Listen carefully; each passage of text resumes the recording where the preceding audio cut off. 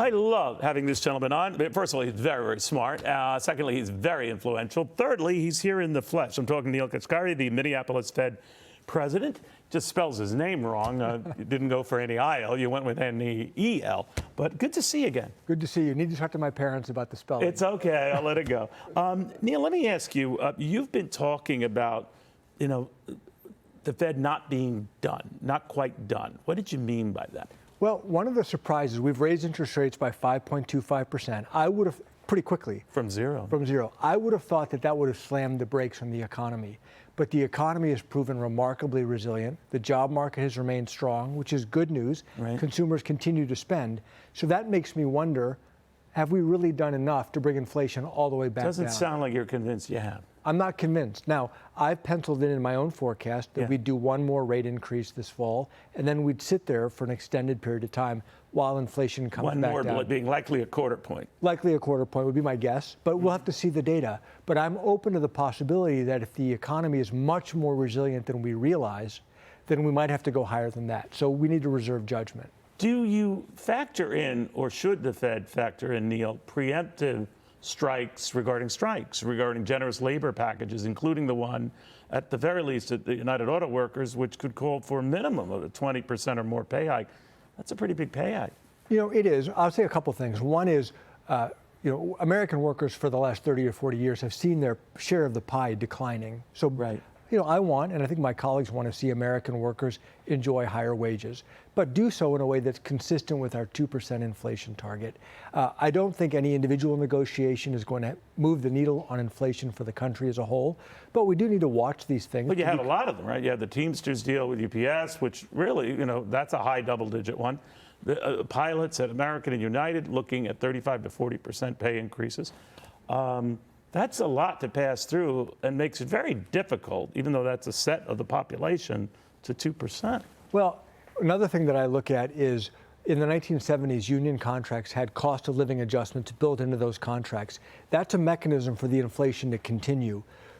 As inflation went down, those cost of living adjustments fell out of the contracts. I'm also interested, are they being added back? That's an indicator of, do the union negotiators, do they think inflation is going to stay high for an extended period of time? Or like Wall Street, do they think inflation is going to continue to fall from here? I hope it continues to fall from here, but we need to watch the data. Will we ever see 0% rates or the type of environment that necessitated bringing them to zero? It's a great question. If you look at what necessitated bringing them to zero, we think that there are big structural factors in the economy. The aging of the population, the aging of the workforce, productivity trends. It's possible those things could reemerge once we get through this transition period. So once we get through this inflation shock, are we back in a world like 2017, 2018, or are we in a fundamentally different world? I think it's too soon to reach a conclusion. Is it too soon for the market to already be talking about interest rate cuts in the second half of next year?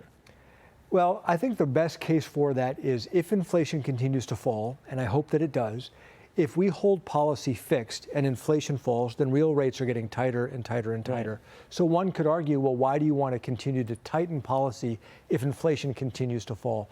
That would probably be the best argument in favor of cutting rates at the second half of next year. It ends up being market rates stay high, over which you have no direct control. That is you, the Fed, like the 10-year and all that other stuff. We're not going to see that. Well, a lot goes into those 10-year market rates. It's not just Fed policy, it's inflation expectations, it's term premium, it's the neutral real rate.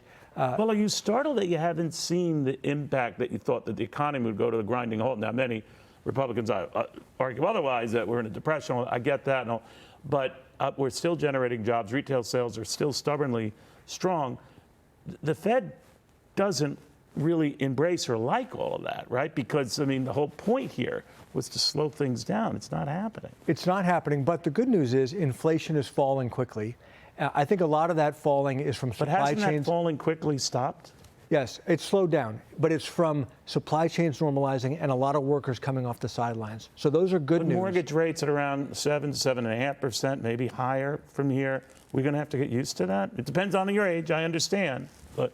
Well, let's see how we do from here. We need to get inflation all the way back down to 2%. I'm confident we will do that in a reasonable period of time. I don't yet know if we're going to be done right here or if we're going to need to go higher. Do you worry when the federal government spends money, whether it's under a Democratic president or Republican president, that it complicates your job? That had this president not spent so much, now they'll argue they had to get the economy out of the doldrums, be that as it may, that every time you see that, you guys, oh my God, he just made our job more difficult. Well, we look at all of these things. These are inputs into our economic models of how the economy works. And who's better for your inputs, Joe Biden or Donald Trump? I'll leave that to you. We don't opine on that. Whoever's elected, whatever because they both policies talk they a good pass. game on spending, but they both spend a lot, don't they?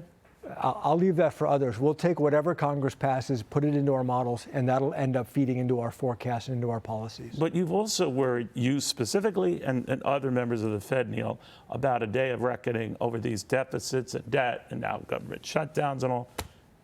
Eventually, there will be a period where everything hits the fan.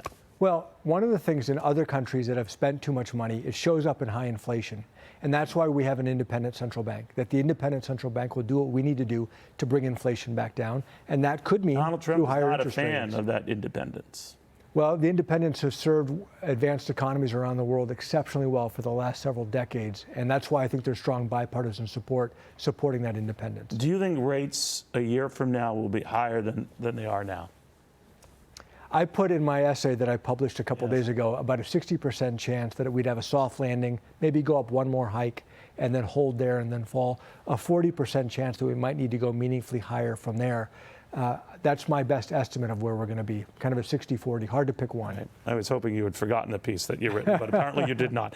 Neel, always good seeing you. Good seeing you too. Thank you very much. Neel Kashkari, the Minneapolis Fed president, one of those key voting members. As they vote, so goes the nation. We shall see. We'll have more after this.